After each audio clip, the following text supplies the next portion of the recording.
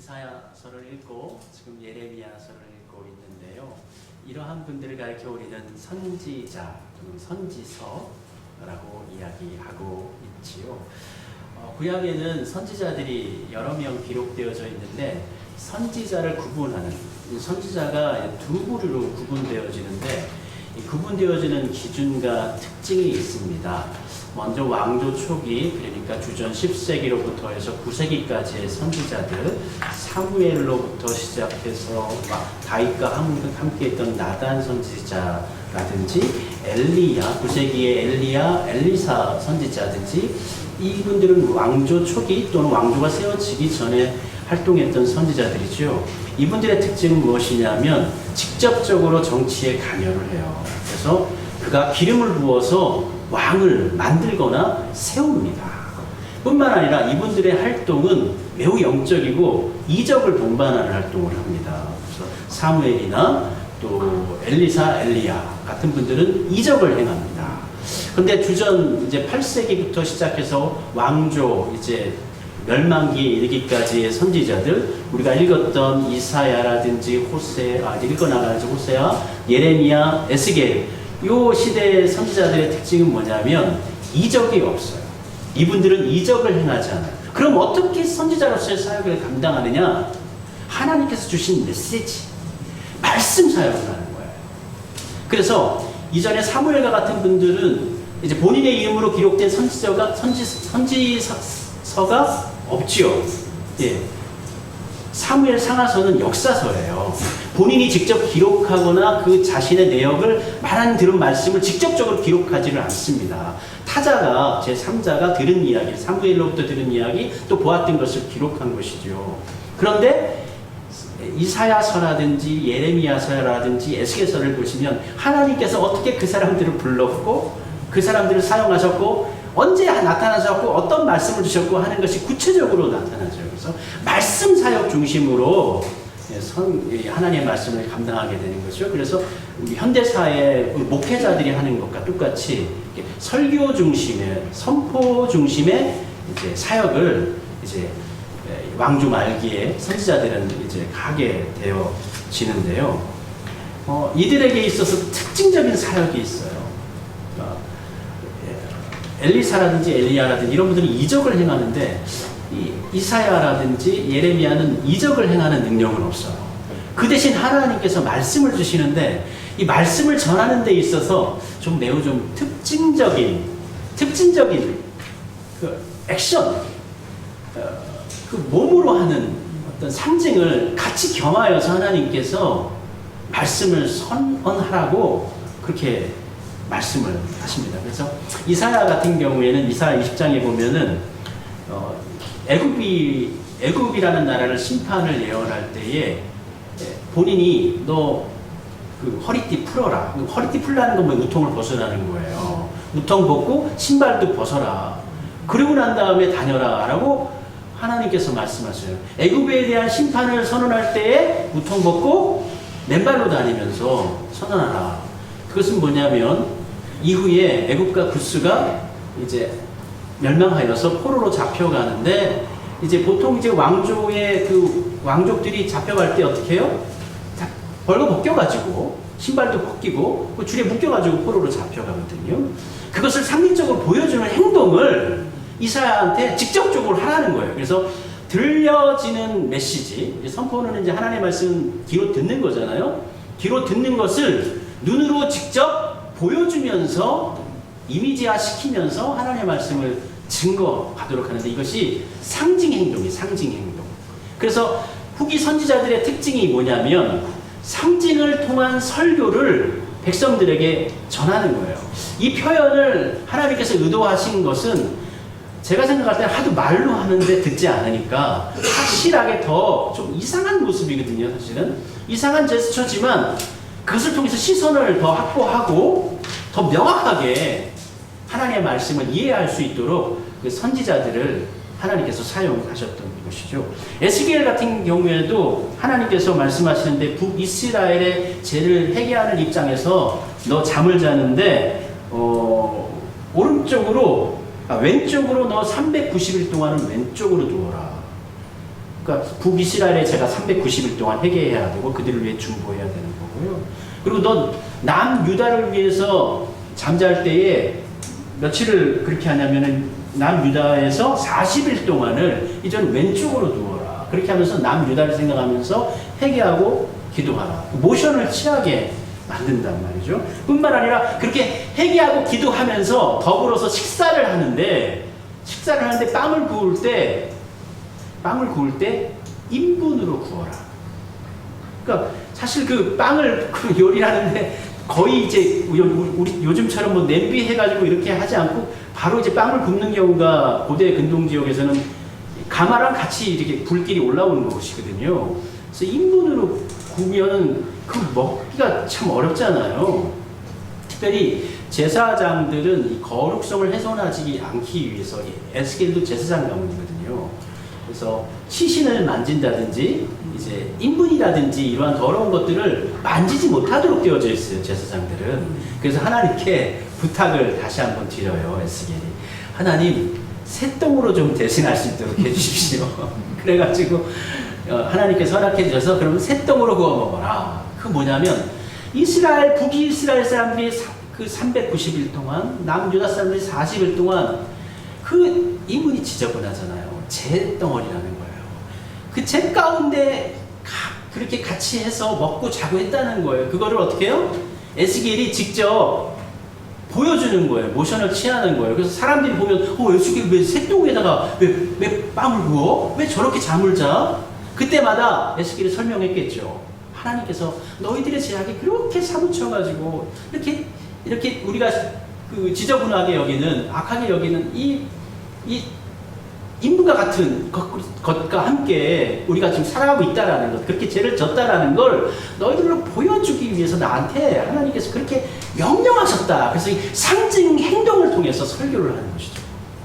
그런데 이 구약 성경의 상징 행동에 대한 부분이 한 30여 군데가 나오는데 이 예레미야가요, 그 절반을 차지할 정도로, 여러분 이제 예레미야를 읽었지만 그 상징 행동들을 이제 구분하면서 읽지 못하셨을 거예요. 15개 정도가 예레미야에 등장을 합니다.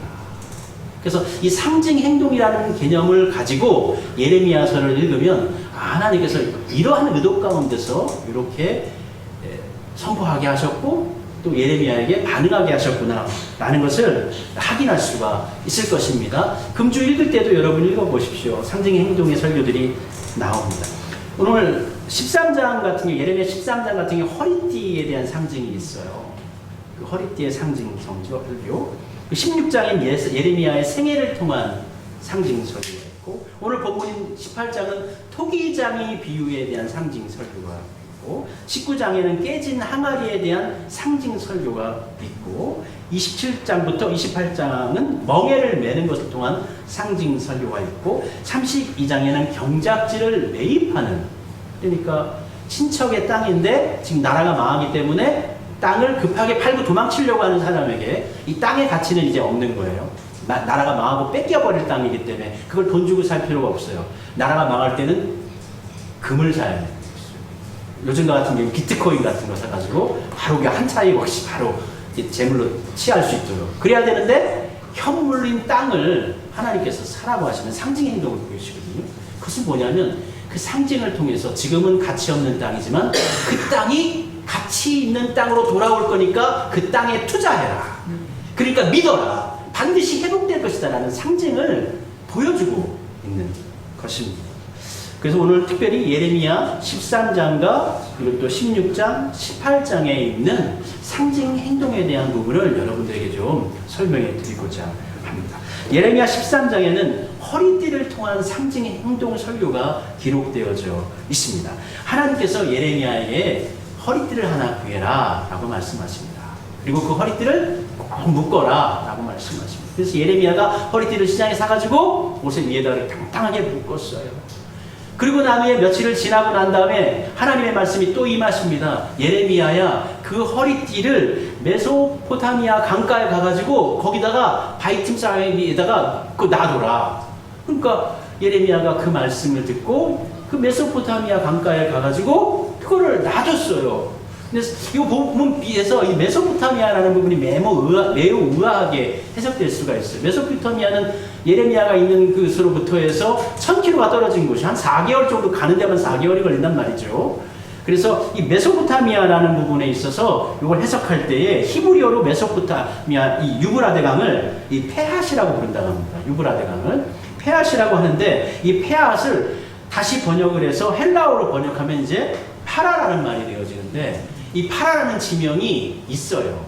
어디에 있냐면 이 예레미야가 살던 고향 주변의 강가가 바로 파라라는 거예요. 그래서 성경학자들은 이 유브라데 강가가 메소포타미아 지역에 있는 유브라데 강가가 바로 이 예레미야가 살고 있는 고향 땅으로 파악을 하는 것이죠. 거기로 가가지고 돌 사이에다가 강가에다가 그걸 묻어놨습니다. 그리고 돌아왔어요. 그리고 나 다음에 또 하나님의 말씀이 임했습니다. 예레미야야, 너 다시 그곳에 가가지고 그 허리띠를 가지고 와서 사용해봐라 하니까 막상 가서 보니까 그 허리띠가 다 그냥 물가에 있어가지고 다 상해져가지고 썩어져 버리고 가치 없어져 버렸단 말이에요. 그래서 허리띠를 동일 수가 없게 되어져 버렸단 말이에요. 그래서 이 본문을 통해 가지고 하나님께서 말씀해 주십니다. 이거에 대한 그 상징 행동에 대한 설교가 11절에 나오는데 여호와의 말씀이니라 띠가 사람의 허리에 속함 같이 내가 이스라엘 온 집과 유다 온 집으로 내게 속하게 하여 그들로 내 백성이 되게 하며 내 이름과 명예와 영광이 되게 하려 하였으나 그들이 듣지 아니하였느니. 띠가 그 사람에게 속한 것처럼 여기서 예레미야는 뭐예요? 하나님을 상징하고 있는 거예요.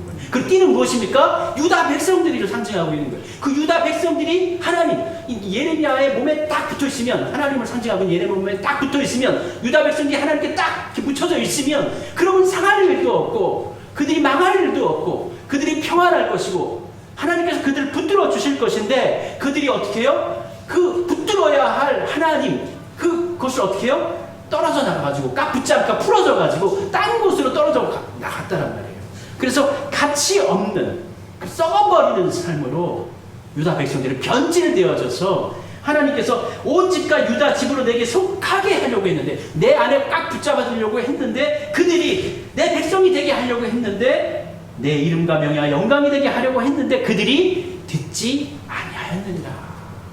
그래서 이스라엘 백성들이 지금 내 말을 듣고 있지 않다. 하나님을 꽉 붙잡아야 되는데 하나님을 붙잡고 있지 않다라는 것을 예레미야의 이 허리띠의 상징 설교를 통해서 이스라엘 백성들에게 말을 해주고 있는 거예요. 자 봐라, 이 허리띠 봐라, 이게 너희들이다. 너희들이 꽉 허리 옷을 이렇게 잠에 있을 때는 하나님께서 너를 붙들어 주실 거고 너희들을 살게 하실 거고 너희들이 정말 하나님의 자녀로서의 가치가 아름다운 삶으로 살아갈 수 있을 텐데 너희들이 하나님 붙잡지 않고 풀어 헤쳐져 가지고 따로 떨어져 있다가 썩어버리지 않았느냐, 이렇게 말씀해 주고 있는 것이죠. 그러므로 말이냐 우리는 어떻게 해요?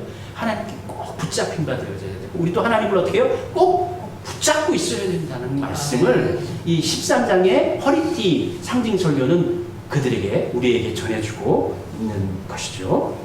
그리고 16장에 보면 예레미야 생애를 통한 상징 설교를 하는데 하나님께서 요구하시는 것이 세 가지가 있습니다. 첫 번째는 예레미야야 너 결혼하지 말아라. 그리고 두 번째는 너 장례식 조문 가지 말아라. 세 번째는 너 잔치집 가지 말아라. 이렇게 일생의 삶을 통해서 예레미야가 그러니까 일평생 동안 결혼하지 않았고요. 일평생을 통해서 장례 조문 가지 않았고요. 일평생을 통해서 잔치집에 가지를 않았던 거예요. 이 상징 행동을 통해서 왜 예레미야는 왜 그래? 예레미야는 왜 안 와? 할 때 하나님께서 이렇게 말씀하셨습니다.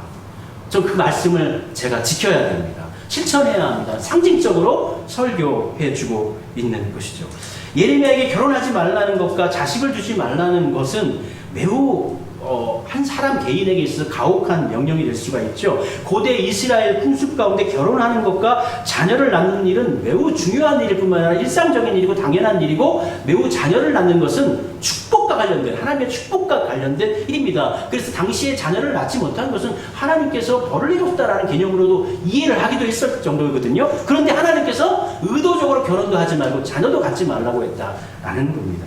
그러니까 의아한 일이 벌어진 것이죠. 그리고 히브리어에서는 요즘에는 우리 독신이라는 말이 있지만 히브리어는 원래 결혼하는 것이 원래 정해진 기준이에요. 당연한 거예요. 그래서 우리는 독신이라는 말이 있지만 히브리어는 독신, 혼자 산다라는 말 자체가 히브리어 자체는 낱말 자체가 없어요.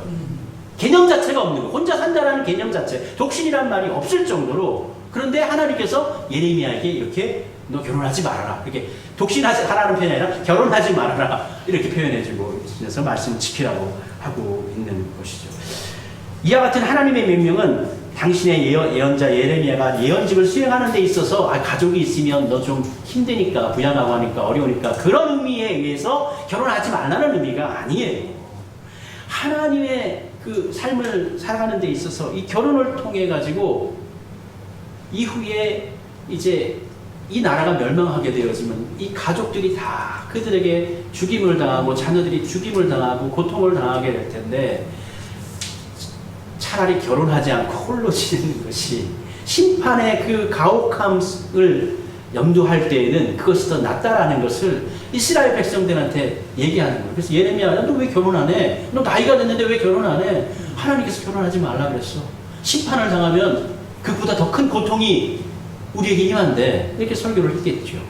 뿐만 아니라 상가에 가지 말라고 하고 거기 가서 통곡을 하거나 그 상가 그 주인들을 위해서 애곡하는 일을 하나님께서 하지 말라고 하십니다. 당시에 상을 당한 초상집을 조문하지 않는 것은 매우 상스러운, 그러니까 사람으로서 하지 않아야 될 일이란 말이죠. 가장 기본에 대한 일이란 말이죠. 그런데 예레미야의 조문 금지와 장례 중 애도 금지는 이건 유다의 임박한 심판 상황을 앞으로 행동으로 마찬가지로 보여주는 것이죠. 유다가 심판받아서 너희가 지금 장례를 치르고 죽은 사람을 조문하고 장례를 치르는데 이후에 심판을 당하면은 모두가 죽어가지고 조문해줄 사람도 없을 거고 장례를 대신 진행해줄 사람도 없게 될 텐데 뭐하러 장례를 지금부터 지내고 그래? 다 없어져 버릴 건데 하면서 이스라엘 사람들한테 가르쳐주고 있는 것이고, 또 마찬가지로 잔치집에 들어가서 그들과 함께 먹거나 마시지 말라고 또 하십니다. 잔치는 삶에 기쁨을 주는 요소이지요. 우리에게 기쁨도 주고 또 우리에게 힘을 주는 요소인데 이러한 심판을 하나님께서요, 이 잔치집 가운데 잔치를 하지 말라는, 잔치에 참여하지 말라는 그 상황, 잔치가 없는 상황, 잔치가 없어진다는 것은 이제 결혼을 하지 말라는 것이거든요. 다른 사람들이 즐거운 잔치나 이러한 것들, 앞으로 당할 고통이 너무나 크기 때문에 지금 그렇게 즐거워할 상황이 아니다라는 것을 이야기해주고 있는 것인데요. 이후에는 어떻게 해요? 이 나라가 멸망하고 난 다음에 잔치가 사라질 것이다, 없어질 것이다, 그걸 보여주고 있는 거예요. 그러니까 예레미야는 벌써 잔치가 없는 삶을 살아가고 있는 것이죠. 그것을 어떻게 해요? 내 목전에, 내 시대에 내가 행할 것이다, 하나님께서 말씀하시는데 진짜 예레미야는 그 상황을 직접 자신의 눈으로 보고 경험을 하게 됩니다. 마찬가지로 또 18장에 또 하나님께서 예레미야에게 또 말씀하셔요. 예레미야에게 임하셔가지고 너 토기장의 집으로 내려가가지고 거기서 내가 하는 말을 좀 들어라 라고 하니까 예레미야가 이제 토기장이가 있는 곳으로 내려갔어요. 순종했습니다.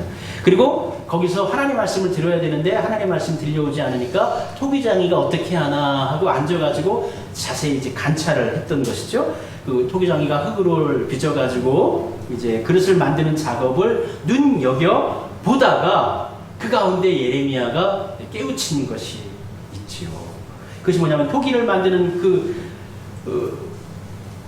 그릇을 만드는 장인이 흠이 있거나 보기에 잘못되거나 한 것은 어떻게 해요? 그것을 다시 뭉개버리거나 깨트려버리거나 하는 모습을 본다라는 거예요. 그것을 통해서 하나님의 뜻이 저기 있구나 캐치하게 되고, 그래서 이 세상의 세속의 공간이죠. 이 세상에서 일하는 공간, 공장이잖아요. 그 공장에서 어떻게 해요? 하나님의 말씀을 깨닫게 되고 그 세속의 공간이 하나님의 말씀을 듣는 공간으로 이제 변화가 이루어지게 되는 것이죠.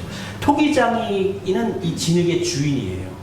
마찬가지로 하나님은 남유다 백성들의 주인입니다.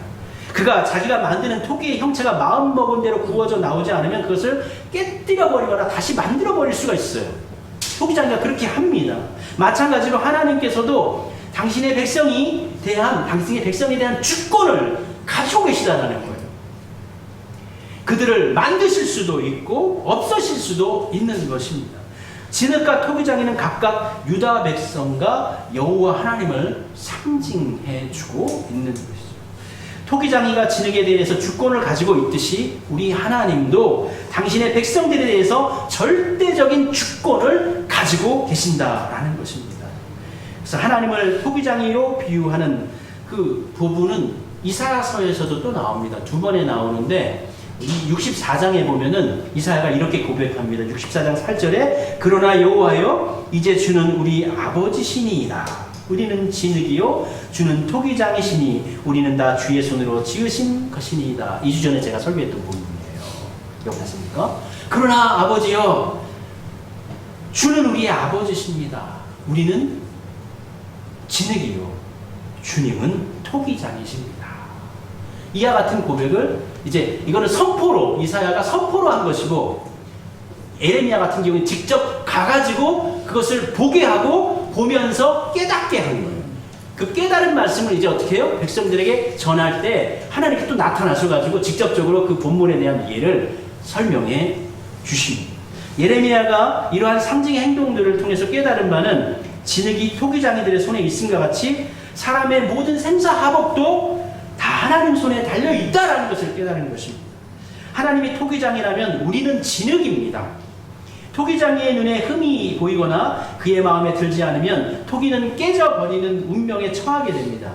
이때 진흙은 왜 나를 깨트려 버려요? 왜 나를 다시 짓이기는 거예요? 이렇게 항변하지 않습니다. 토기장에게 항의하지 않는다는 거예요. 그런데 지금 남유다의 백성들은 하나님의 뜻 안에 있으면서 하나님의 주권 가운데 있으면서도 하나님의 주권을 벗어나 있는 상태에서도 하나님께 항의하고 항변하고 있다는 것입니다.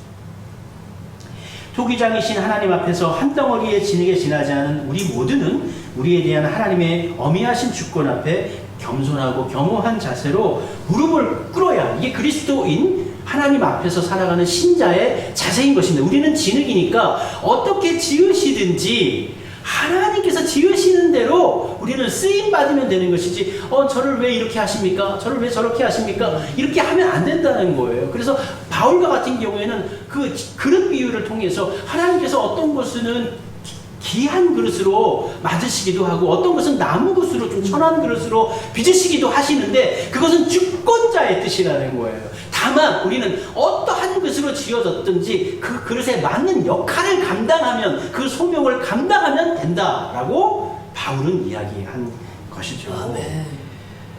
메시지가 매우 중요하지만 기독교 교육학에서 가르칠 때에 메시지다라는 말을 표현했어요. 메신저가 메시지다. 그러니까 메신저가 전하는 사람 메시지가 된다는 거예요. 그러니까 메신저가 뭔가 좀 마음에 들지 않거나 부족함이 있거나 그러면 메시지의 그 신뢰성이 훼손되거나 떨어져 버린다는 거예요. 근데 오늘 이런 상징 행동 설교는 그야말로 그 자체로 메시지 자체가 메신저가 되는 거예요. 메신저의 행동, 상징, 모형이 바로 메시지가 되어져 버리는 것이죠. 그래서 정치공학적인 차원에 있어서 메시지를 반박할 수 없을 때에는 메신저를 공격하라. 이런 기본적인 룰이 있다고 합니다. 그러니까 메시지는 너무 좋아. 그런데 반박하고 싶어. 그러면 그걸 전하는 사람을 공격하면 된다는 것이죠. 그만큼 메시지와 메신저는 매우 상호지간에 연결되어져 있고 관계가 있고 긴밀하다라는 것이죠. 그리고 하나님은 그러한 긴밀성 가운데 바로 이 선지자들을 예레미야와 이사야와 에스겔, 호세아 같은 경우 직접 어떻게 해요? 직접 메신저가 되죠. 직접 결혼을 하잖아요. 그래서 스스로의 삶 자체가 메시지의 삶이 되어지는 것이죠. 그러한 의미의 선지서의 어떤 개념이 후반기, 주전 8세기부터 왕조 멸망기까지의 선지자들에게는 주어졌다는 거예요. 그러니까 그 삶 자체가 메시지가 내 삶을 통해서 보여줘야 되는 삶을 살아야 되니까 그것은 한편으로는 굉장히 복받은 삶인 것 같지만 인간적으로는 매우 척박하고 괴로운 삶이 될 수가 있다는 거예요. 예레미야에 의해서 선포된 상징 행동들의 메시지들은 일평생 예레미야와 함께 했습니다. 그래서 그는 그 독신으로 살았고 잔치와 장례에 참여하지 않았습니다. 또 물질의 손해를 감수하면서 망해가는 나라의 토지를 매입하기도 했습니다. 예레미야를 통해서 하나님께서 쓰임받는 삶이 인간적으로 어떤 것인지를 참 고민하게 돼요. 야, 하나님께 쓰임받을 때, 야, 이렇게 되면 되게 힘들 수도 있는 거네, 라는 어떤 고민을 하게 된다는 거예요. 하나님은 단순히 그의 글이나 그의 입술의 말만이 아니라 그의 전 인생을 원하셨고, 허리띠가 꽉 몸을 붙잡고 있는 것처럼 하나님과 함께 하기를 원했고, 하나님과 붙잡힌 바 되어지기를 원했던 것이죠. 하나님은 단순히 우리의 예배의 자리, 모습, 우리의 단편, 한편, 자락이 아니라 우리의 삶 자체, 우리의 삶 전체를 원하시는 분이시라는 것입니다. 그래서 하나님께서 메신저인 그 예레미야를 그 온 삶을 통해서 하나님의 말씀 증거한 것처럼 우리의 삶 역시도 예배의 자리라든지 기도하는 자리라든지 또 주중에 어떤 묵상을 하는 자리만이 하나님께서 받으시는 것이 아니라 온 우리의 삶의 영역 전체 자체가 하나님께서 원하시는, 하나님께서 뜻하시고 목적하시는, 하나님께서 함께하기 원하는 삶의 자리가 우리의 삶의 전체라는 것입니다. 그리고 우리는 토기장이신 하나님 앞에서 진흙과 같은 존재라는 것을 우리가 인정해야 될까? 우리가 하나님께서 어떻게 빚으시든지 간에, 예쁜 것으로 빚으시든지 간에, 또는 모양이 좀 덜 된 것으로 빚으시거나 할 수도 있지만 그것에 대해서 우리가 뭐라 할 고난과 권리가 없다라는 거예요. 왜냐하면 이미 하나님의 것이기 때문에 하나님의 뜻 가운데서 우리는 지어져 가는 것이고요. 하나님께서 지어놓은 그 상태 가운데 우리가 할 수 있는 방법과 할 수 있는 능력과 하나님께서 주신 달란트대로 살아가면 되는 것이고 그 일을 감당하게 되는 것입니다. 그리고 하나님께서 예레미야를 사용하시는 것처럼 우리 모두도 모든 삶의 영역에서 하나님은 우리와 함께 하기를 원하시는 거예요. 마치 허리띠가 그 몸을, 예레미야 몸을 꽉 껴안고 있는 것처럼 우리들은 하나님을 껴안고 있어요. 떨어지지 않아야 되고 그 하나님께서 뜻하시는 뜻 가운데 우리에게 원하시는 것을 길을 펼쳐 놓으셨을 때 그 길에 우리는 어떻게 해요? 순복하며 살아가야 한다. 하나님의 길을 따라가야 한다. 라는 것을 예레미야서를 통해서, 예레미야의 삶을 통해서 우리가 깨닫게 되어집니다. 금주에 읽을 말씀의 본문 가운데서도 예레미야의 이런 상징 설교들은 계속 되어집니다. 참고하시면서 읽어보시고 또 은혜 받으시기를 바랍니다. 우리 함께 찬송 불러볼까요? 창조주 되신 하나님을 인정하면서 우리 함께 찬송하도록 할게요. 창조의 하나님이 그 섭리 가운데 보이신 대로 택하신 백성들을 이끄시는 대로 하나님 그 뜻 안에 거하며 하나님의 영광 위하여 살겠습니다 라는 귀한 고백하면서 우리 마음을 담아서 함께 찬송 올려드리도록 하겠습니다.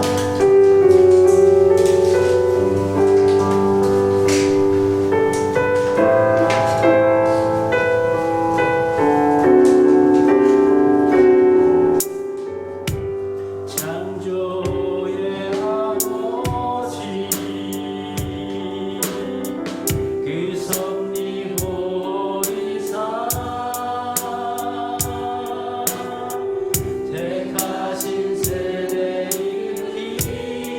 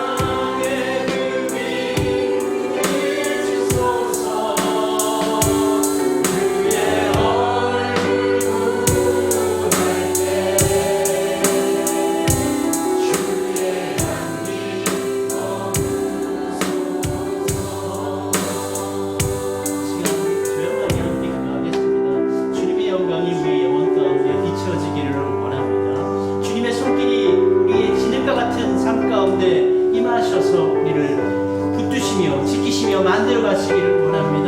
주님의 영광의 빛이 우리 삶 가운데 비춰지기를 원합니다. 우리 함께 기도하도록 합시다.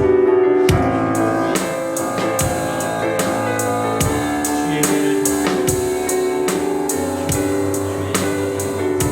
우리 안에 채워주셔서 주님의 손길로 창조주의 손길로 우리를 어루만지셔서 우리를 조성하시고 만지시고 하나님의 것으로 아름답게 빚어주시길 주님을 꼭 붙잡고 나아가겠습니다. 주님의 영광의 빛이 우리 가운데 머무르고 주의 사랑의 방패가 우리 가운데 비춰지게 하소서. 주님으로 충만하게 하소서. 주님의 영으로 늘 가득하게 하소서. 주님의 은총으로 충만하게 하소서. 늘 가득하게 넘치게 임하여 주옵소서. 주님의 은혜가 우리의 삶 가운데 비춰지게 하소서. 우리의 삶의 자리 가운데 비춰지게 하소서. 가정 가운데 비춰지게 하소서. 일터 가운데 비춰지게 하소서. 우리의 삶의 모든 영역 가운데 주의 영광의 빛이 비춰지게 하소서. 창조주의 손길이 우리 아버지 하나님의 손길이 우리 가운데 비춰지게 하소서. 오 주님,